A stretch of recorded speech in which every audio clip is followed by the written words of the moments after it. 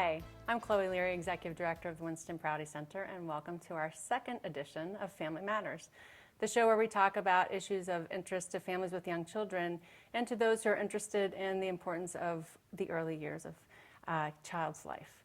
We were fortunate to have Amanda Pizzola with us last time, the Maternal Child Health Coordinator from the Department of Health, and this episode we are very fortunate to have Sally Pennington joining us, also a maternal child health nurse.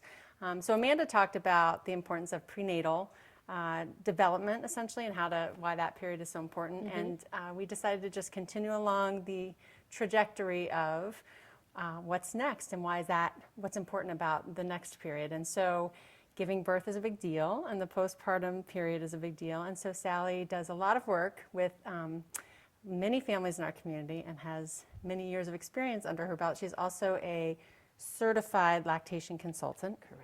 Yes. And so we thought she would be a great person to have come talk to us about this period. So welcome Thank you. to Family Matters. Thank you for joining us. Delighted to be here. Let's just start with Children's Integrated Services and sort of what the model is and how your role fits into Children's Integrated Services. So I am one of two maternal child health nurses and a lactation specialist.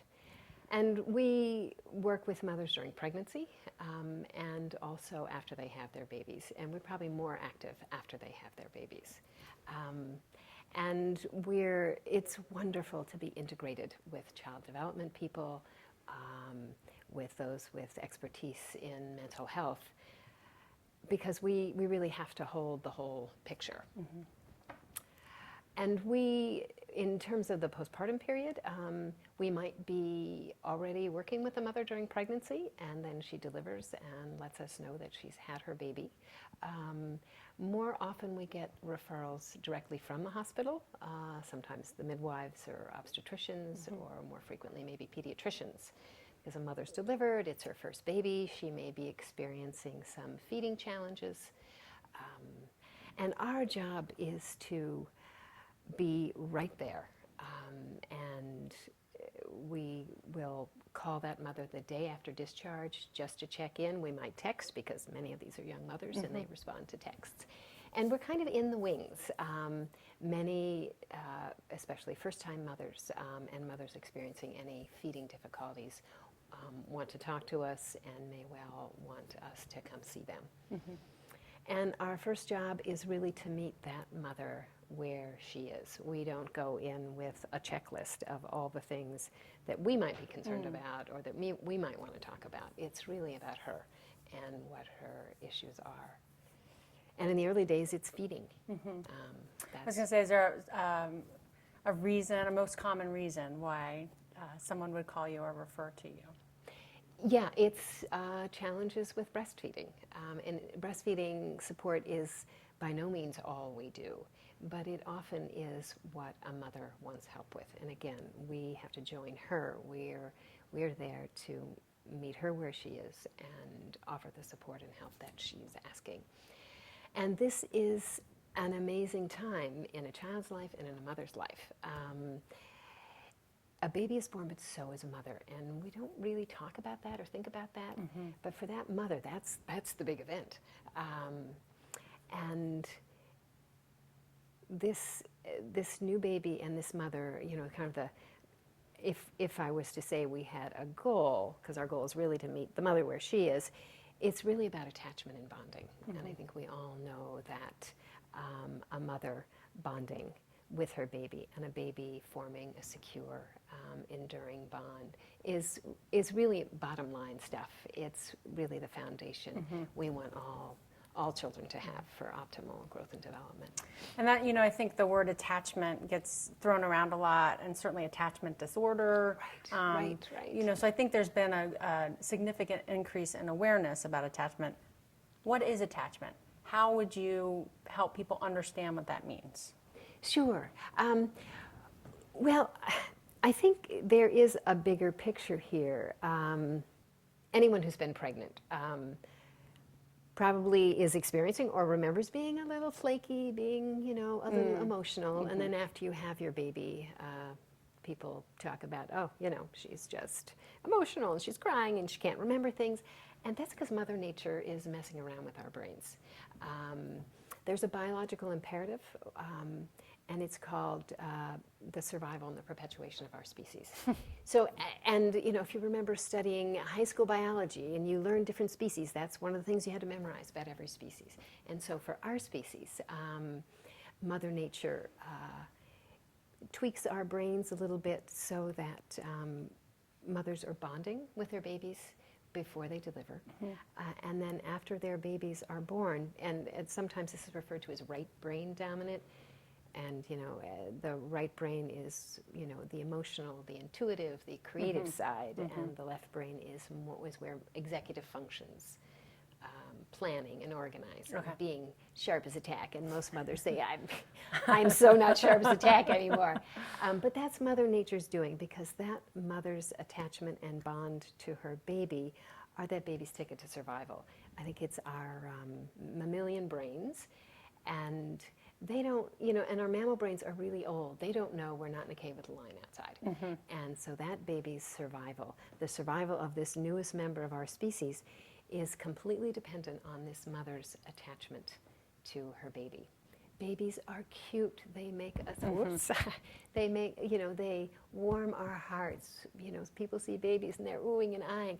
That's by design, so that we attach. And I think, I always remember my son when he would listen to me make on phone calls with breastfeeding mothers when I was a lactation consultant. I got off the phone once and he said, you know, you should just go like this to talk about attachment, because that's what attachment is, right? Oh. Mom and baby have to be touching one another. And I said, you're right.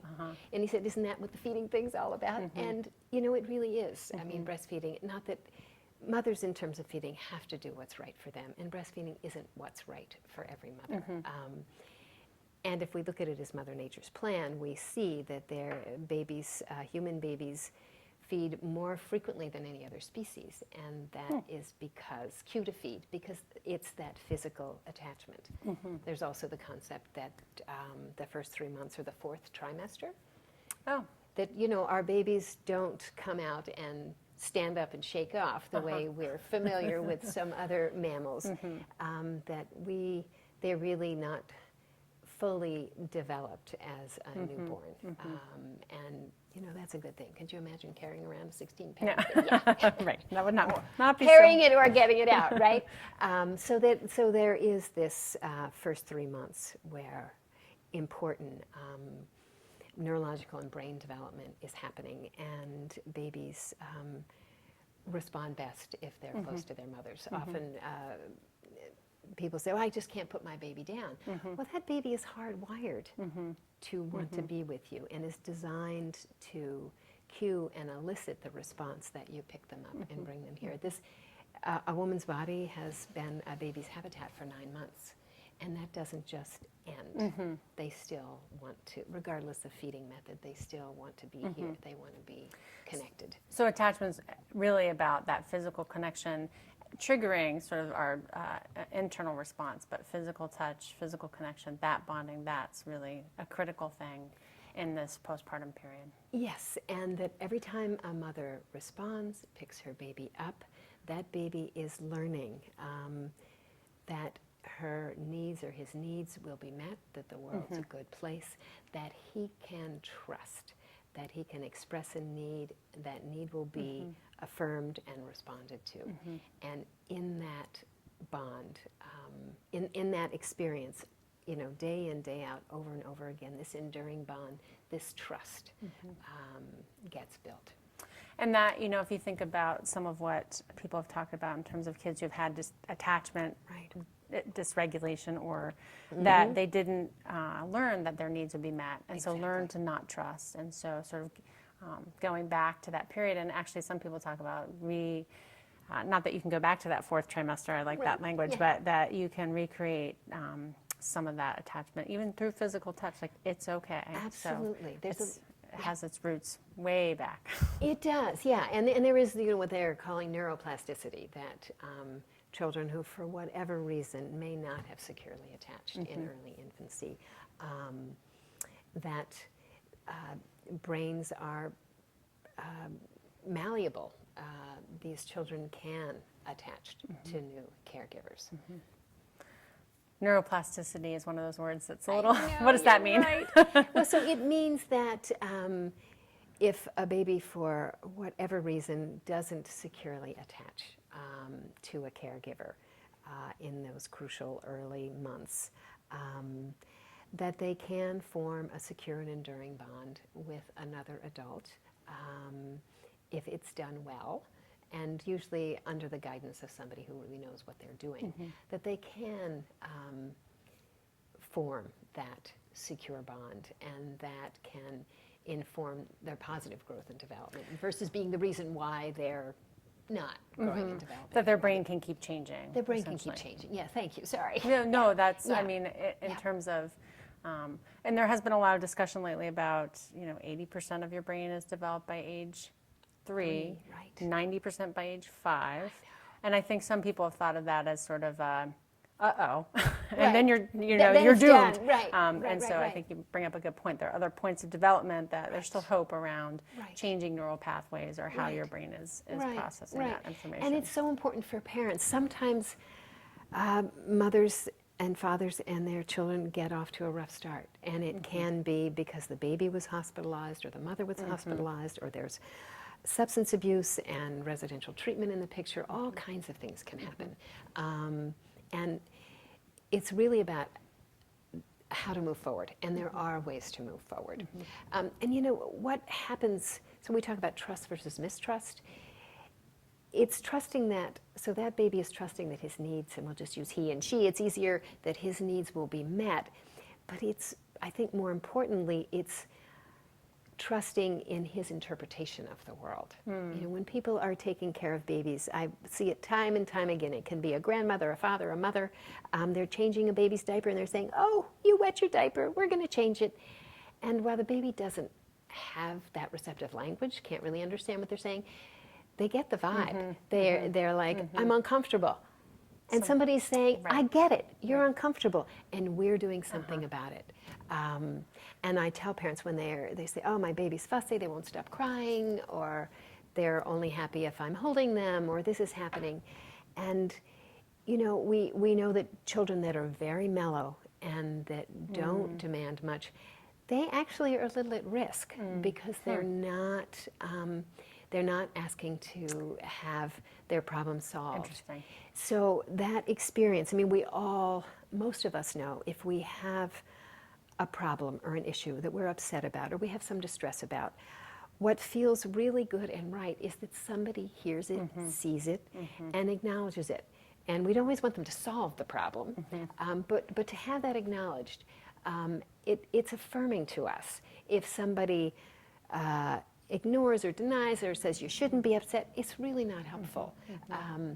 So every time a baby is upset and a parent picks them up and basically through their behavior and their emotions saying, "I'm here, I'll figure it out, I'm not sure what it is," that's really reassuring. And I think sometimes I talk about a bond as both attachment and, I just forgot the word. We'll come back to it. Okay. Actually, let's take a short break and hear a message from Let's Grow Kids. Let's Grow Kids is a campaign trying to raise awareness about early childhood, and they have an important message for us, and then we'll be right back.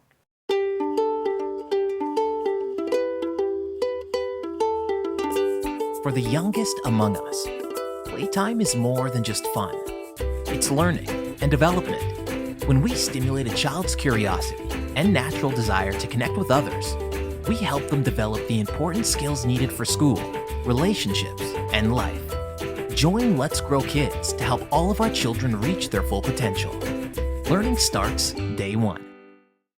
So we were talking about attachment and bonding and how Yes. important it is for parents to and caregivers to respond to babies' cues. Yes. And that you do hear people say, "I have such a mellow baby." That's great. So you raise a good point that maybe they need a little more stimulation or a little more learning about how to express what's going on for them and how important that interaction is to support bonding and attachment. Yeah, and so for parents who have really mellow babies, sometimes it's about sitting with them and watching the baby and helping them tune into the more subtle cues that their baby's not screaming to be picked up, but their baby is cueing for attention. Yeah, yeah. Okay.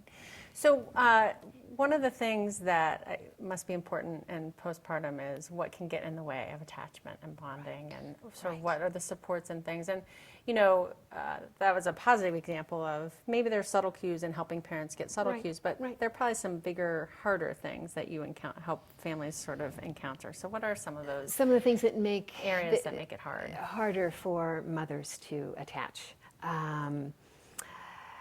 Well, I think in our day and age, a lot of people, including women, have a history of depression. It can be mild. And once a mother delivers, the way I talk about it with them, it's their brain chemistry meets the brain chemistry of postpartum land or postpartumhood. And it really is a different picture, back to that right brain dominant, more present in that emotional, intuitive part of your brain. These mothers with depression or postpartum depression, there's a real range, and it doesn't mean that this mother isn't going to attach. And what can happen is if they have a higher need baby, sometimes referred to as a fussy baby, and they can't make that baby happy. What they're doing is not making the baby happy. The baby is still crying. And really what the language we use is, and we offer ideas and possibilities for how to help that baby regulate. And empower the mother and the father that they really are competent and capable, and they really are the best people to be doing this with their babies, because they really know their babies better than anybody. I mean, I have a lot of ideas and possibilities, and I've seen hundreds of babies, but I don't know that baby the way they do. Right. They are really the experts. So a history of depression can just make it more challenging. And what I've found is if mothers get ideas and possibilities, come up with strategies that work for them, they can do beautifully and really bond well with their baby. I think the other thing that can happen is childbirth is exhausting. And a mother could have been at the hospital, there could have been an induction for days, could have been a long labor, it could have ended with a cesarean delivery. It's all really exhausting. And it's sort of, can feel like there's something not right about this picture because you are wiped out. You do not have enough sleep, even if you had an easier delivery. And all of a sudden you're supposed to take up the work of the most important and most demanding job you've ever had. And that's just overwhelming. And I think people who love that woman want to help her by, let me take the baby from you. We'll take care of the baby, and you just recover and take care of yourself. And most mothers, I mean, if an exhausted mother needs sleep, it's perfect, and every mother should have someone to say, your baby is safe and loved with me. Sleep, take a break, take a break, take a nap. I'm here for you. But most mothers, I mean, we've studied it in the hospitals where well-intended nurses were taking the babies away from the mothers. This has been studied. The mothers who kept the babies in their room got more sleep. Because we, too, as mothers, are informed by our mammalian brains that don't know there's that we're not in a cave with a lion outside. So if our baby's not with us, there's something off. There's something not right. And mothers I saw this when I worked in a hospital, and it's rare that a mother doesn't say, yes, when they took my baby to do the blood test or whatever, I was like, where's my baby? It's this biological. And I think this is the first time, we're used to, some biological impulses, but it is a really new experience to have this biological impulse, survival of the species, really inform your thinking, your behavior, your emotions. So I think that can interfere. And well-intended people who say, when she says, oh, my baby just needs to be with me, your baby's fine. It doesn't acknowledge the legitimate feelings that that mother has. I think the other thing that we see is parents may be homeless. They may not have the resources that they need. It can take them 5 hours to do their laundry. So the tasks of daily living, if those are burdensome and under-resourced, or they just don't have the resources that they need, that can make it really hard. And yes, if somebody else will keep the baby, so I can walk and do the laundry, do the 3 trips to the store to do the shopping, and cook the meals, because this might not be her only baby. That does interfere with bonding, but it doesn't mean that baby's not going to bond. It just means it's something to be aware of. It's something to be aware of, and so again, this is one of the great things about integrated services, of children's integrated services at the Prouty Center. I did this job for a different organization, and we weren't integrated. We didn't have family support people that can work with these families around resources right next door, able to come with us on a visit, partner with us. It makes all the difference. To have colleagues who understand and sort of can wrap around a family, not that that's sort of its own phrase, but or people to call on and consult with that can help strategize or help a family figure out, how are we going to do this? Because as you point out, and as we really strongly believe, parents are the expert in their child. Absolutely. It doesn't mean that professionals don't have a role to play. You have lots of ideas and support, but ultimately meeting parents where they are and understand that they have this amazing, huge role to play is the important foundation also. Right. Yeah, so if I go into a family and I might be concerned about a mother that's not spending as much time and holding her baby. I'm not the attachment police. I'm not going to be telling her what to do, but I can see, wow, you are one of the busiest people on the planet, and mothers of more than one children, they absolutely are. It's more than running a corporation. It really is. I mean, you're responsible for people and not well paid. And it's not well paid. The people that are your charges, that you're responsible for, they don't do what you say. You have to be clever. And it's really a really big job. So what the right thing to do is acknowledge the enormity of what she's doing, of how she's struggling. I had a mom a couple of weeks ago say, I'm an aunt. How many times, aunts can carry how many times their weight? That's what I do every day. I get out of bed, older son, baby, husband, mother, and I creep through my day, and it's a lot of weight to carry. And I am a little concerned about what's happening, but really what she needs is she needs resources. She needs help fixing up the house that they're in. She needs help with transportation, and to be able to go to Allison, our coordinator of integrated services, and say, this is the priority. And what can we do to get this mother up on the wait list for family support? Because that's what she really needs. Yeah, somebody to sort of coach and mentor versus to help her resource. And so if a mother has some depression, problem solving is also challenging. We typically see a mother, she's in a box with doors, and she's holding all these big weighty problems, and every time she opens the door to a possible solution, she sees more barriers. And so to be able to partner with a family support worker, and they are fabulous people, and they know how to see the openings around those barriers and partner with the mother to work, to move forward, to get some of those resource needs met. And we all need help sometimes seeing those openings around us. Absolutely. And this time of life is so intense. And as you've talked about, your brain isn't even working that way. Exactly. So really needing that support. Indeed. And sort of, that cliche, it's not a cliche, it's an old African saying, I believe. It takes a village to raise a child. I think, and actually that's we'll have a few more minutes to talk about community partners and other providers, but, there is a volunteer service in Brattleboro called It Takes a Village, and you can see why, because so to try to do this on your own, even if you have close family. Sometimes accessing other resources is really important. It's really important, yeah. Who are some of the community partners that you work with most closely? Well, it's great that we're all integrated because I Right. look most to family support at the Prouty Center and to early intervention if there's questions around development. Early education services has family support people that will really come in and partner with the parents to be that first teacher of their children.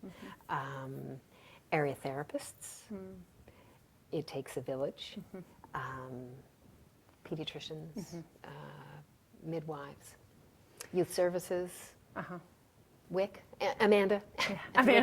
Yeah, and you know, we have an integrated model and it really exists in the broader service community. I think we all really work well together and it does take a village. And you know, just one other comment, I think when a mother has a new baby, back to this mammal hardwiring, Mother Nature has designed this all to promote survival, but Mother Nature, I think, also imagined that this mother would be in a tribe or in a community where she was, at least in that initial 6 weeks, surrounded by wise, capable women. She wouldn't have to be making meals, schlepping to the laundromat, or entertaining her in-laws, which, believe it or not, happens. People would be taking care of her, and she would be getting plenty of sleep because there would be people to hold the baby during feedings, etc. Good. I think we're almost out of time. I just want to say thank you so much for talking with us about this really incredibly important part of life. And I'm going to stick with the fourth trimester. I like that because I think it conveys the sense of why this period is so important. It does. And a little bit still kind of fragile. It's not like suddenly here's a baby and we're good at it. Right. It's okay. You know, we have to find our legs. So as you said, a child is born. A family is born. A family is born, And absolutely. that's A mother and a good to keep father, in- absolutely. So, or parents, And or parents, you know, different configurations of families. absolutely, yes. Family in the broadest sense. Absolutely, of the word. yes. Thank you. Thank you. Okay. So that concludes our second edition of Family Matters. Thank you for joining us. I'm Chloe Learey. Thanks to Sally Pennington at the Prouty Center for joining us today. My pleasure. And we'll see you next time.